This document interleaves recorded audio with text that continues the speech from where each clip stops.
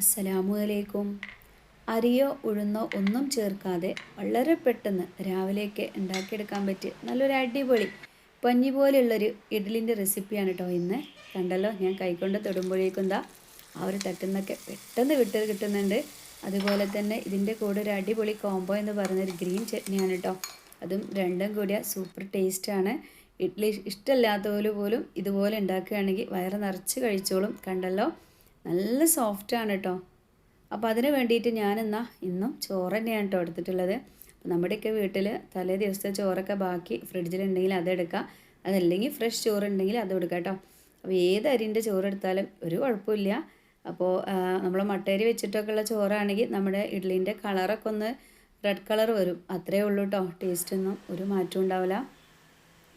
ഞാനിവിടെ ഒരു കപ്പ് ചോറ് എടുത്തിട്ടുണ്ട് കേട്ടോ. കണ്ടല്ലോ, ഈ ഒരു കപ്പ് ചോറാണ് നമ്മൾ എടുക്കുന്ന അളവ്. ആ ഒരു കപ്പിൽ തന്നെ ബാക്കിയുള്ള കാര്യങ്ങളൊക്കെ എടുക്കാൻ ശ്രദ്ധിക്കുക കേട്ടോ. പല രീതിയിലാവുമ്പോൾ നമുക്ക് ഉണ്ടാക്കുന്ന ഇഡ്ഡലിയും നല്ല രീതിയിൽ കിട്ടിക്കൊള്ളണമെന്നില്ല. അപ്പോൾ ഈ ഒരു കപ്പിൽ തന്നെ ഞാനിപ്പോൾ എടുക്കുന്ന ഒരു കപ്പിൽ തന്നെയാണ് ബാക്കി കാര്യങ്ങളൊക്കെ അളന്നെടുക്കുന്നത്. ചോറ് മിക്സിയിലേക്ക് ഇട്ട് കൊടുത്തു. പിന്നെ നമുക്കിതിലോട്ട് ഒരു 1/4 ഗ്ലാസ് വെള്ളം ഒഴിച്ച് കൊടുക്കണം കേട്ടോ. ഇനി നമുക്ക് നല്ല രീതിയിൽ തന്നെ ഒന്ന് അടിച്ചെടുക്കാം. നല്ല പേസ്റ്റായിട്ട് അടിച്ചെടുത്തിട്ടുണ്ട്. ഇനി നമുക്കിതൊരു വേറൊരു ബൗളിലോട്ടൊന്ന് മാറ്റി കൊടുക്കാം കേട്ടോ. ഇഡലിയൊക്കെ ഇഷ്ടമില്ലാത്ത ആരാലേ എല്ലാവർക്കും ഭയങ്കര ഇഷ്ടമാണ്. പക്ഷേ അത് ഒരുപാട് പണിയാണ്, കുതിർക്കണം, പിന്നെ രാത്രി ഒന്ന് അരച്ച് വെക്കണം എന്നൊക്കെ കരുതിയിട്ട് ഇനി ആരും യാതൊരു മടിയും കാണിക്കേണ്ടതാ. വെറും 5 മിനിറ്റിൻ്റെ ഉള്ളിൽ തന്നെ നമുക്കിത് ഉണ്ടാക്കിയെടുക്കാം കേട്ടോ. ചോറൊക്കെ ഞാനിതാ വേറൊരു ബൗളിലോട്ട് മാറ്റി കൊടുത്തിട്ടുണ്ട്. കണ്ടല്ലോ, ഇതുപോലെയാണ് കേട്ടോ. തരികളൊന്നും ഉണ്ടാവരുത്. അപ്പോൾ ചില മിക്സിയിലൊന്നും അരിഞ്ഞ് കിട്ടൂല. അപ്പോൾ അതിനുള്ള ആവശ്യത്തിനുള്ള വെള്ളം ഒഴിച്ച് കൊടുക്കുക. ഇതിലേക്ക് ആവശ്യത്തിനുള്ള ഉപ്പിട്ട് കൊടുക്കുക കേട്ടോ. ഞാനിവിടെ ഒരു 1/4 ടീസ്പൂൺ ഉപ്പിട്ട് കൊടുക്കുന്നുണ്ട്. ഉപ്പും കൂടി ഇട്ടിട്ട് നല്ല രീതിയിലൊന്ന് ഇളക്കുക. പിന്നെ നമ്മൾ ചോറ് അളന്നെടുത്ത ആ ഒരു പാത്രത്തിൽ തന്നെ 3/4 കപ്പ് റവ കേട്ടോ. വറുത്തതായാലും വറുക്കാത്തതായാലും ഒന്നും കുഴപ്പമില്ല. റവ എടുക്കുന്ന സമയത്ത് ഫ്രഷ് ആണെന്ന് ഉറപ്പ് വരുത്തുക കേട്ടോ. ചെറിയ ചെറിയ പുഴുക്കളൊക്കെ ഉണ്ടാകാനുള്ള ചാൻസ് ഉണ്ട്. അപ്പോൾ അതൊക്കെ നല്ല രീതിയിൽ തന്നെ നോക്കുക. എന്നിട്ട് രണ്ടും ഇതുപോലെ നല്ല രീതിയിലൊന്ന് മിക്സാക്കി കൊടുക്കുക കേട്ടോ. അപ്പോൾ ടൈറ്റായിട്ട് ഇങ്ങനെ വരും, നിങ്ങൾ അതൊന്ന് കണ്ടിട്ട് ബേജാറാവണ്ട കേട്ടോ. ഇതിലോട്ട് ഇനി നമുക്ക് ഇളം ചൂടുള്ള വെള്ളം കുറേശ്ശെ ഒഴിച്ച് കൊടുക്കണം. ഒരുമിച്ച് ഒന്നായിട്ട് ഇങ്ങോട്ട് ഒഴിക്കരുത് കേട്ടോ. അങ്ങനെ ആകുമ്പോൾ ചിലപ്പോൾ വെള്ളം കൂടാനുള്ള ചാൻസ് ഉണ്ട്. അപ്പോൾ കുറേശ്ശെ ഇളം ചൂടുള്ള വെള്ളം, അങ്ങനെ ആകുമ്പോൾ നമ്മുടെ റവയ്ക്ക് പെട്ടെന്ന് തന്നെ കുതിർന്ന് കിട്ടും. കുറേശ്ശെ വെള്ളം ഒഴിച്ചിട്ട് ഞാൻ ഇതുപോലെയാണ് കേട്ടോ എടുത്തിട്ടുള്ളത്. ആദ്യം തന്നെ ഒരുപാട് വെള്ളം ഒഴിക്കരുത്. കുറേശ്ശെ വെള്ളം ഒഴിച്ച് ഇളക്കി കൊടുത്തിട്ട് ഈ രൂപത്തിലാക്കിയെടുക്കുക.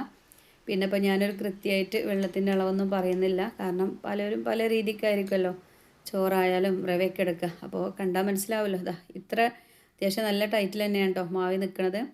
ഇതിലോട്ട് നമുക്കൊരു 2 ടീസ്പൂൺ തൈര് ചേർത്ത് കൊടുക്കുക. നല്ല പുളിയുള്ള തൈരാണെങ്കിൽ 1 ടേബിൾ സ്പൂൺ തന്നെ മതിയാവും കേട്ടോ. തീരെയും പുളിയില്ലാത്തതാണെങ്കിൽ അതിനനുസരിച്ച് ചേർത്ത് കൊടുക്കുക.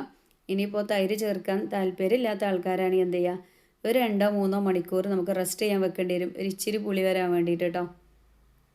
2 ടീസ്പൂൺ തൈര് ഒഴിച്ച് കൊടുത്താൽ മതി. അങ്ങനെ ആകുമ്പോൾ നമ്മൾ ഈ ഒരു ഇഡ്ഡലി നല്ല ടേസ്റ്റുമാണ് കഴിക്കാനായിട്ട്. ചെറിയൊരു പുളിപ്പോട് കൂടി, അതുപോലെ തന്നെ നല്ല സോഫ്റ്റായിട്ട് നമുക്ക് കിട്ടും. അപ്പോൾ നല്ല രീതിയിൽ തന്നെ ഇളക്കി യോജിപ്പിച്ചിട്ടുണ്ട്. നമ്മളെ ഇഡ്ഡലി മാവിൻ്റെ അതേ കറക്റ്റിൽ തന്നെയാണ് കേട്ടോ ഈ ഒരു മാവ് നമുക്ക് കിട്ടിയിട്ടുള്ളത്. അപ്പോൾ ആദ്യം തന്നെ ഒരുപാട് വെള്ളം ഒഴിച്ച് കൊളാക്കി എടുക്കരുത് കേട്ടോ. അത് പ്രത്യേകം ഒന്ന് ശ്രദ്ധിക്കുക. സാധാരണ നമുക്ക് എല്ലാവർക്കും അറിയാം ഇഡ്ഡലി മാവ് എങ്ങനെയായിരിക്കും എന്നല്ലേ. അതുപോലെ കേട്ടോ. ഇങ്ങനെ കണ്ടല്ലോ, ഞാനൊരു കുഞ്ഞി കയ്യിലൊക്കെ വെച്ച് കാണിച്ചിരുന്നതാണ്. ഇനി നമുക്ക് നമ്മുടെ ഇഡ്ഡലിൻ്റെ തട്ടൊക്കെ എടുത്ത് കൊണ്ടുവന്നിട്ട് അതിലൊരു ഇത്തിരി എണ്ണയൊക്കെ ഒന്ന് തേച്ച് കൊടുക്കാം കേട്ടോ. അപ്പോൾ ഓരോരുത്തർക്കും ഓരോ രീതിയിലായിരിക്കും തട്ട്. ചിലർക്ക് എണ്ണൊന്നും തേക്കേണ്ട ഒരു ആവശ്യമൊന്നും ഉണ്ടാവില്ല, പെട്ടെന്ന് തന്നെ വിട്ട് കിട്ടും. അപ്പോൾ ഞാനിതിലെപ്പോൾ ചെയ്യുമ്പോഴും സാധാരണ നമ്മളിവിടെ അങ്ങനെ ഇഡ്ഡലിയൊന്നും ഉണ്ടാക്കാറില്ല കേട്ടോ.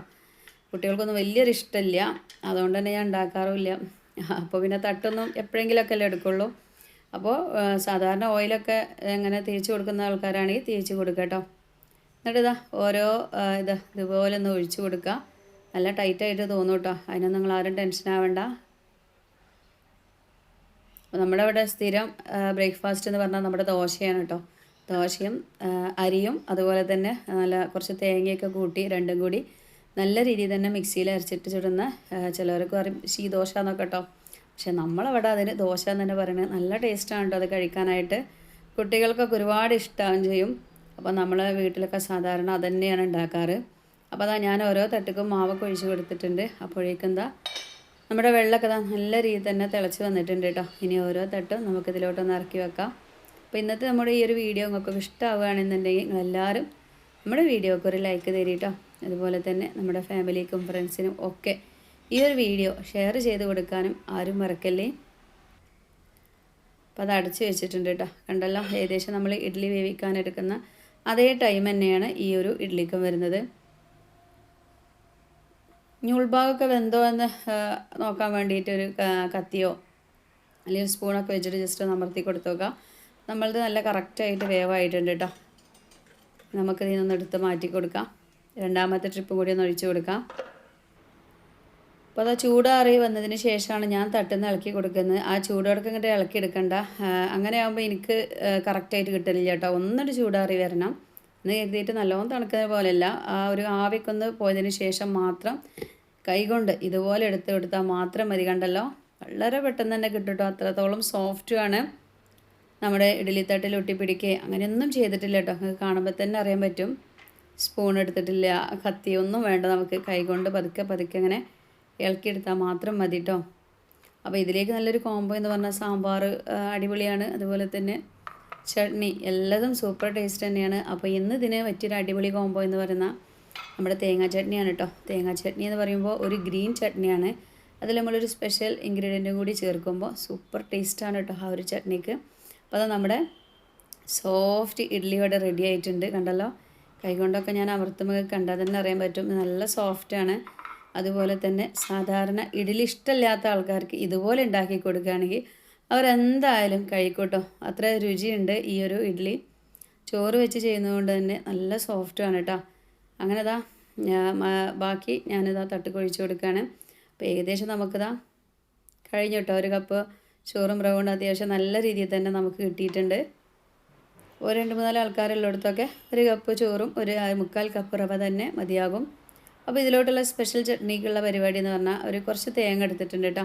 ഒരു പിടിയോളം തേങ്ങ എടുത്തിട്ടുണ്ട്. അതുപോലെ തന്നെ ഒരു 2-3 തണ്ട് കറിവേപ്പിൻ്റെ ഇല, 3 പച്ചമുളക്, ഒരു ചെറിയ കഷ്ണം ഇഞ്ചി, കുറച്ച് പുളി കേട്ടോ. പല സ്ഥലങ്ങളും പല രീതിയിലാണ്. ചിലർ പുളി ചേർക്കും ചട്നിയിൽ, ചിലർക്കത് ഇഷ്ടമല്ല. ഇങ്ങനെയൊക്കെ ഉണ്ട്. പക്ഷെ നമ്മളിവിടെ ഇച്ചിരി പുളിയൊക്കെ ചേർക്കും കേട്ടോ. കുറച്ച്, ഒരുപാടില്ല. കണ്ടല്ലോ, ഒരു കുഞ്ഞ് നെല്ലിക്ക ഉണ്ടല്ലോ, ആ ഒരു നെല്ലിക്ക വലിപ്പത്തിൽ കേട്ടോ. വലിയ നെല്ലിക്കല്ല, നമ്മളെ നാടൻ നെല്ലിക്ക ഉണ്ടല്ലോ, അത് അത്ര കെട്ട് വരുന്നില്ല. കുറച്ച് എടുത്തിട്ടുള്ളൂ. കണ്ടല്ലോ, അതിൻ്റെ കുരുവൊക്കെ ഒഴിവാക്കിയിട്ട് അതും കൂടി മിക്സിയുടെ ജാറൊക്കെ ഇട്ട് കൊടുക്കുക.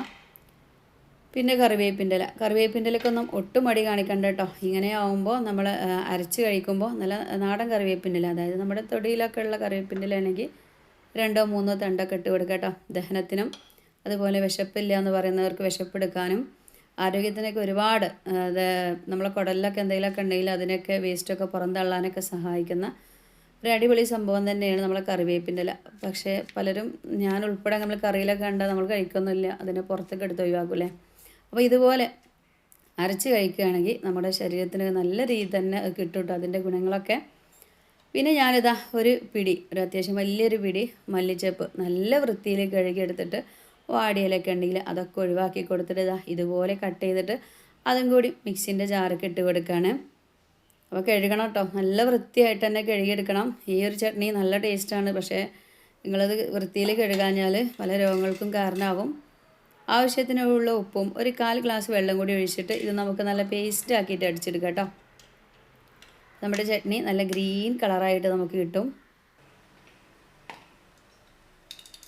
നല്ല അടിപൊളിയായിട്ട് തന്നെ നമുക്ക് കിട്ടിയിട്ടുണ്ട്. കണ്ടല്ലോ, ഇനി നമുക്കിതൊന്ന് വറുത്തൊഴിക്കണം കേട്ടോ. ചിലവരിങ്ങനെ നേരിട്ട് ചേർക്കും. പക്ഷേ നമ്മളവിടെ എന്ത് ചെയ്യും, കുറച്ച് കടുകും അതുപോലെ കറിവേപ്പിൻ്റെ ഇല, ഉഴുന്ന്, വറ്റൽമുളകൊക്കെ ഇട്ടിട്ട് ഒന്ന് വറുത്തൊഴിക്കും. അപ്പോഴന്നെയാണ് അതിൻ്റെ ഒരു രുചി നമുക്ക് കിട്ടുക കേട്ടോ.